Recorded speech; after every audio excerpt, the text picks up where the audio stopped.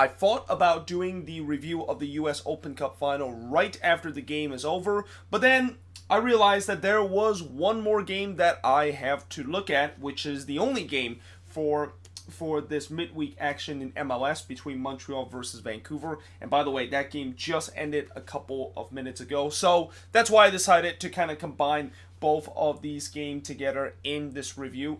But first of all, let's take a look at the US Open Cup final, which in the end, it was Atlanta United comes out victorious, winning 2-1 against Minnesota and winning their first ever US Open Cup, and that is now 2 trophies that Atlanta United has won this season. Now, in the first half and in the first 15 minutes, it looked like Atlanta was going to run away with this one. I mean, I knew coming into this game, Atlanta was heavy favorites in this game, and I know for Minnesota, if they want to have a shot in this game, they need to come back from minute 1. Well, they exactly did not do that in the first 15 minutes, and in fact, the first 15 minutes looked like a Minnesota team from their first 2 seasons, which is, they gave up tons of goal, gave up tons of space at the back, and Atlanta just basically exploit those space with ease. And that 10 minutes into the game, we got the game first goal, and this is kind of in some way unfortunate, but in other way it should have been saved by Manone, because what happened here was Leandro Gonzalez Perez was trying to cross the ball. It hits off of Gasper's foot, and then it just took a weird kind of deflection that goes over the head of Vito Manone,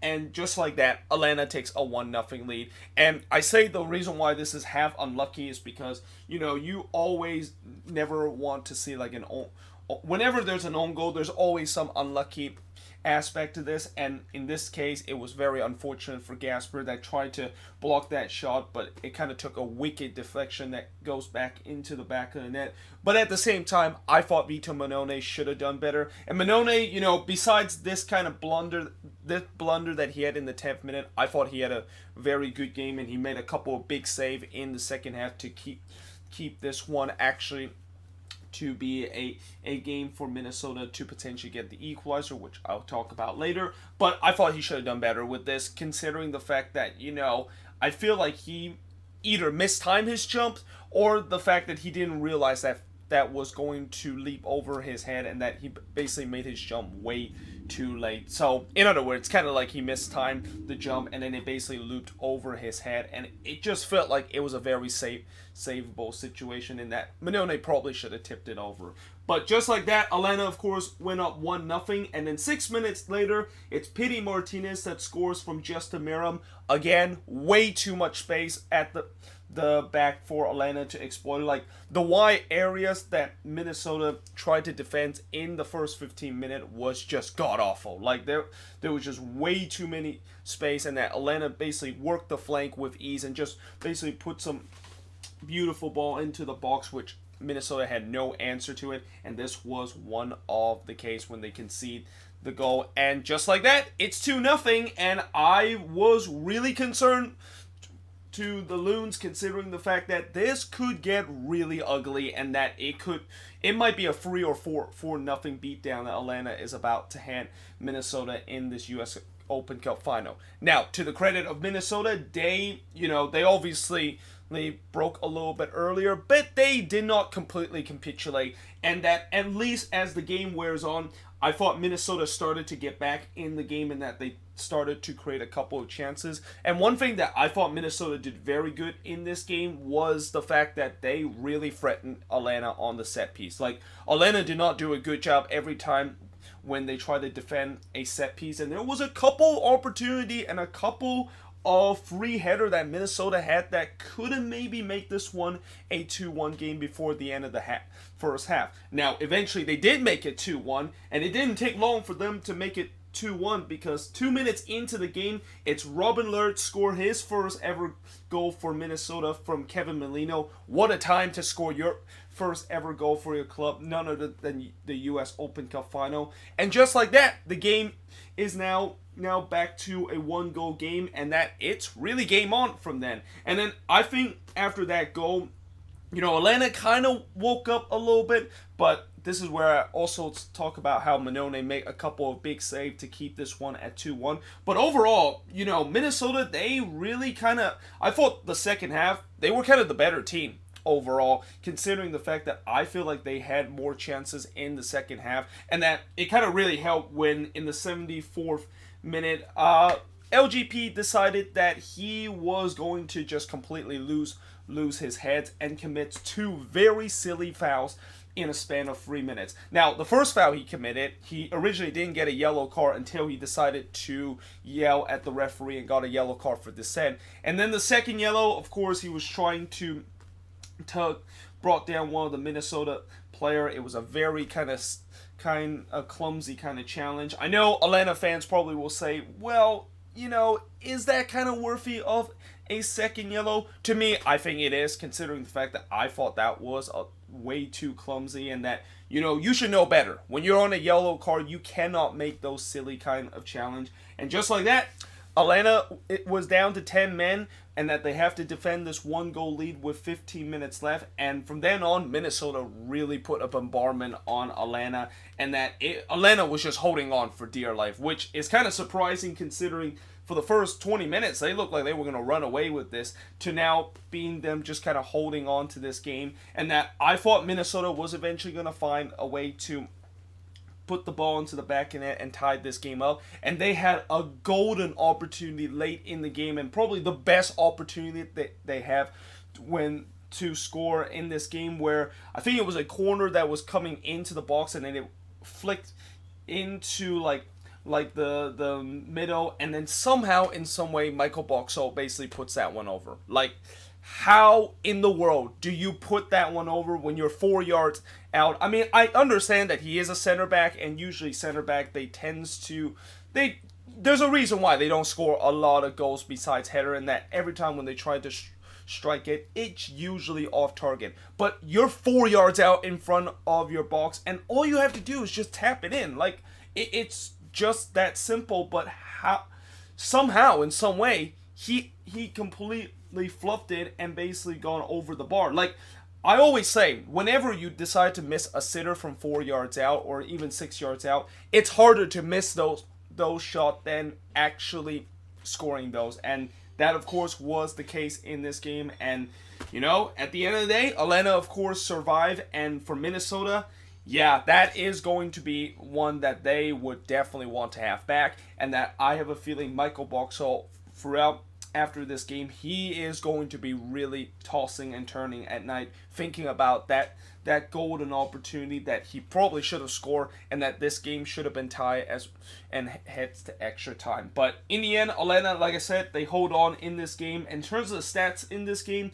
and the shots in this game, Atlanta actually got outshot in this game, and that they got outshot 9-19 compared to what Minnesota had. Atlanta had 6 shots on goal compared to 4 that Minnesota has. No shots off target compared to 12 that Minnesota has, and 3 shots that was blocked compared to 3 that Minnesota has. And possession-wise, it was dead even at 50%.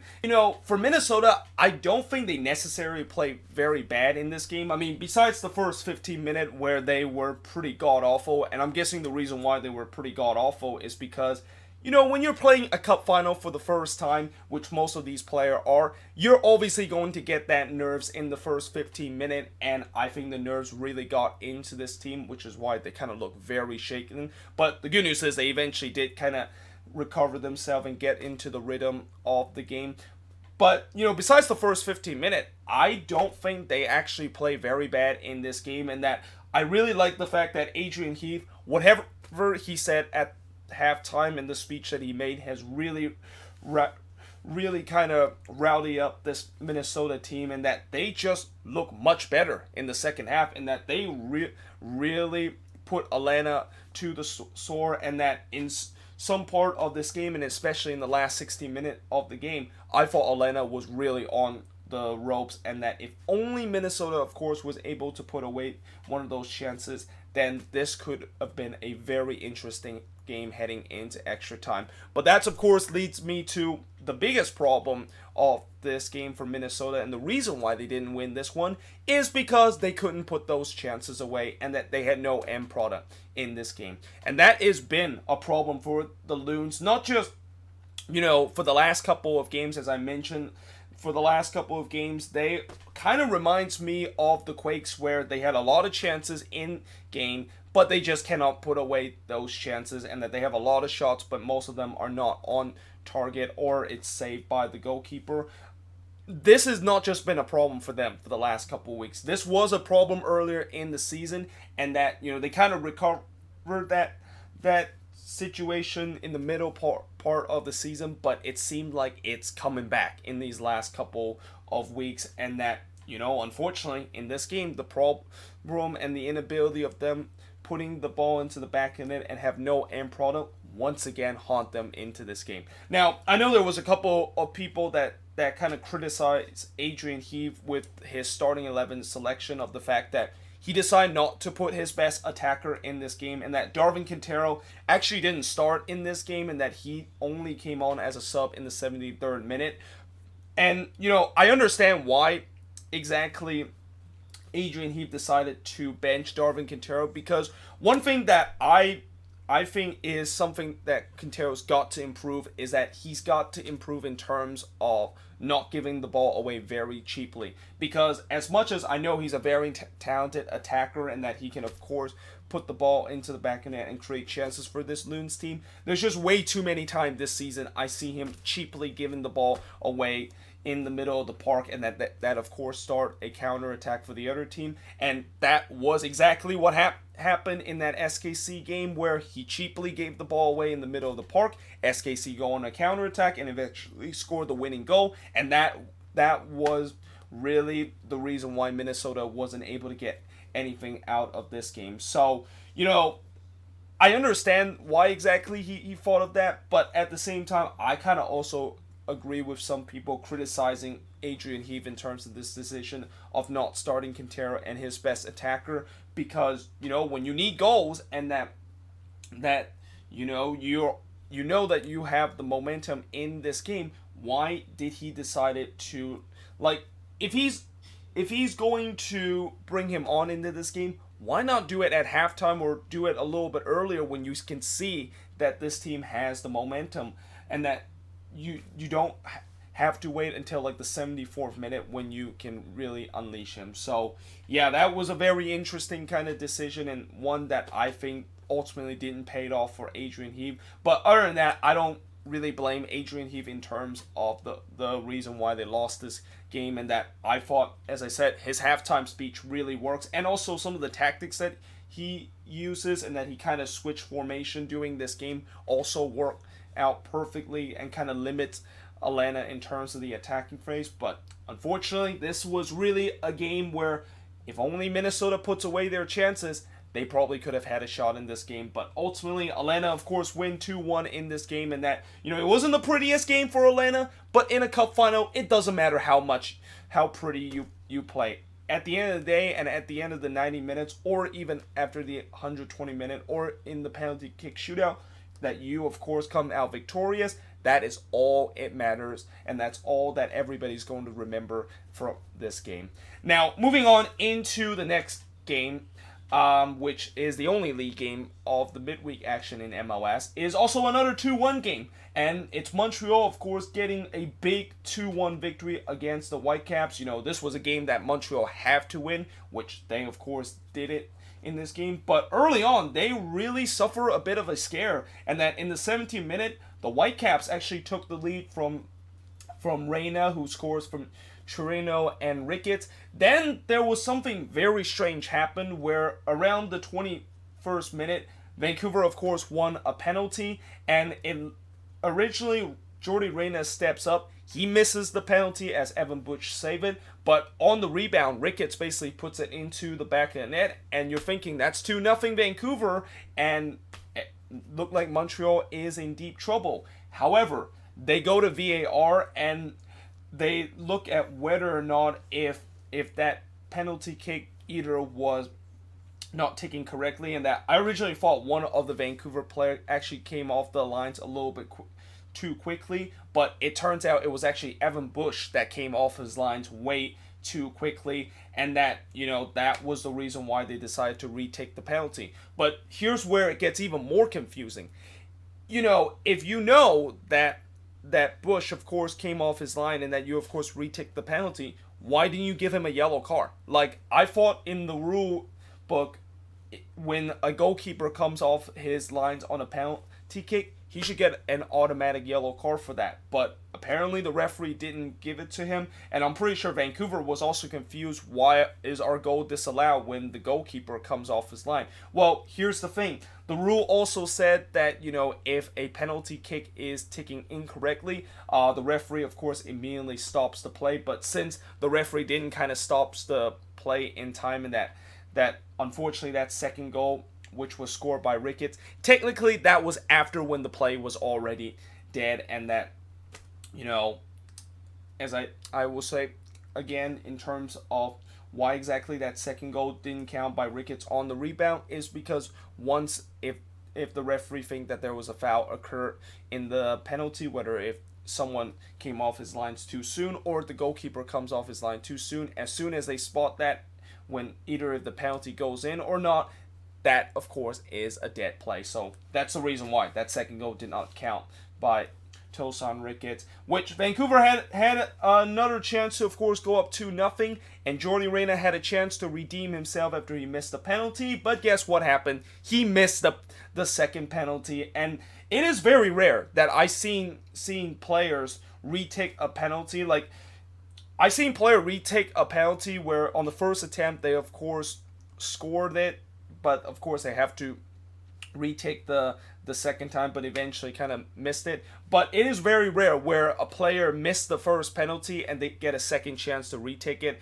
and then they miss that one too. But that, of course, was the case in this one, as Reyna missed the second one, and Montreal, of course, was still down 1-0, and the Whitecaps were only up a goal in this game. Now, in the 35th minute, Montreal equalized, and it was Donnell Henry unfortunately scored an own goal to tie the game up. And then 2 minutes later, Urruti scores from Bakary Sagna to turn this game on its head to make it 2-1, as that was the final score of this game. As in the second half, there was a couple of chances for both of these teams, but nothing really spectacular happened, and nothing really like you would say it's a golden opportunity that one of these chances missed to score happened in the second half. And overall, Montreal, of course, got the victory. And in terms of the shots in this game, 19 shots compared to 13 that Vancouver has. Both teams had 8 shots on goal, 7 shots off target compared to 4 that Vancouver has, 4 shots that was blocked compared to 1 that Vancouver has. Possession-wise, 39% possession compared to 61% possession. And, for the Impact, it wasn't a pretty win, and it was definitely not a convincing win, but they need to win this game. Like, you're facing against the worst team in the Western Conference. If they would have dropped this game, then I think their chances of making the playoffs is done. And not that I'm saying after this game, I think Montreal can, of course, make a run.